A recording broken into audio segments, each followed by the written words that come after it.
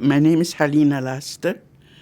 I was born in Poland, Tomaszów Mazowiecki in Poland, in 1921.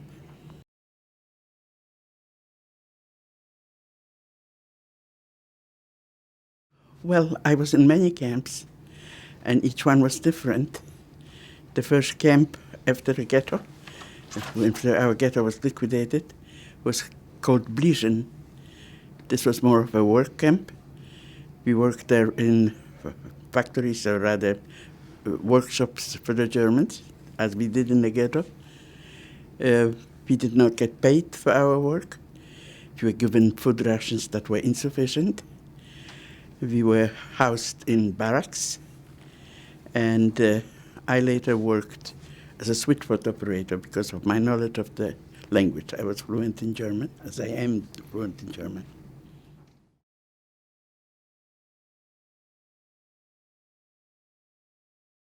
This was Bliżyn. From there, after liquidation of Bliżyn, we were sent to Auschwitz-Birkenau. Auschwitz-Birkenau was a horror. We did not get there to work. They didn't need our work. We went there to be killed. And we went through several selections. And each time you escaped was just one step further toward liberation. We were hoping to survive. As a matter of fact, when I saw the chimneys of Auschwitz, this was when I decided that I needed to live, because this story should be told. This should not be forgotten. This was Auschwitz. After that, I was in several other camps.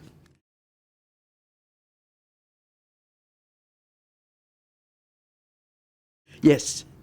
When we were in Auschwitz, on the first on arrival, we were shaven, and we were given insufficient clothing. And then on the second day, they registered us according to the letter of the alphabet, and our names were put into ledgers. And next to them, there was a number assigned, and that number was then tattooed on our forearms. And this became our name from then on.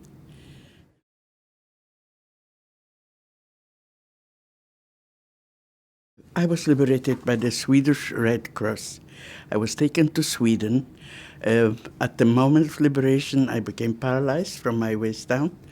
And to a degree, my illness, I had also malaria, dysentery, and other illnesses.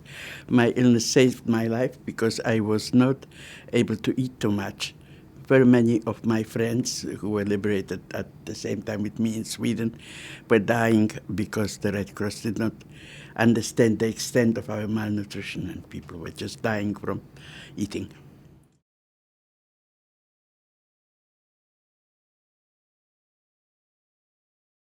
Oh my goodness, how can we not?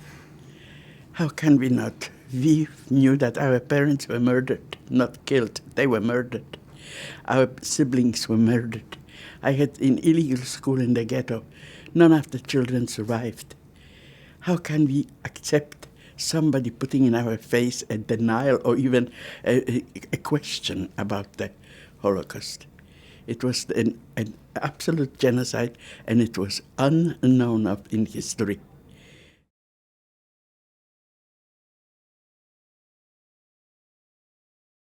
I'm a very upbeat person. I believe in humanity. I believe that we should try to live with one another and not against one another. And in spite of the fact that we never can forget the Holocaust, we should remember that our children deserve our love and our attention, and that the world deserves the same thing. We need to live. We need to try to make it a better world, or see to it that others do. And that's why we speak to so many children, if possible. And not only children, we speak to anybody who asks.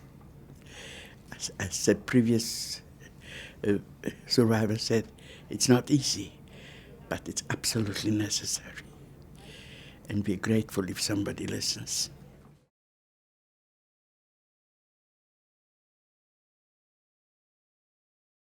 I am the president of the Holocaust survivors at St. Jude Village and Pembroke Pines, and Miriam is the president of the South Florida survivors. We were invited to a president's luncheon, and this is when we met, not having known each other before. And Miriam noticed my tattoo, and she said, "Halina, take a look."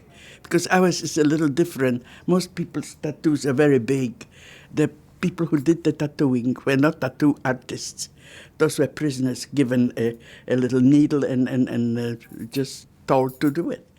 Those tattoos, ours, mine and Miriam's, are very, very kind of small and neat.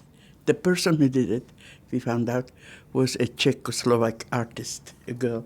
And that's why it is. And when we discovered that we were just practically next to each other, never having met, really, never having known each other, there was another lady, another survivor in Florida, who was with me on a program, PBS program, Women of the Holocaust from Tragedy to Triumph. And her name was Erna Rubinstein, correct. And when we were interviewed for this PBS program, we discovered also that our numbers were really consecutive, given by the same time, which is a very unusual.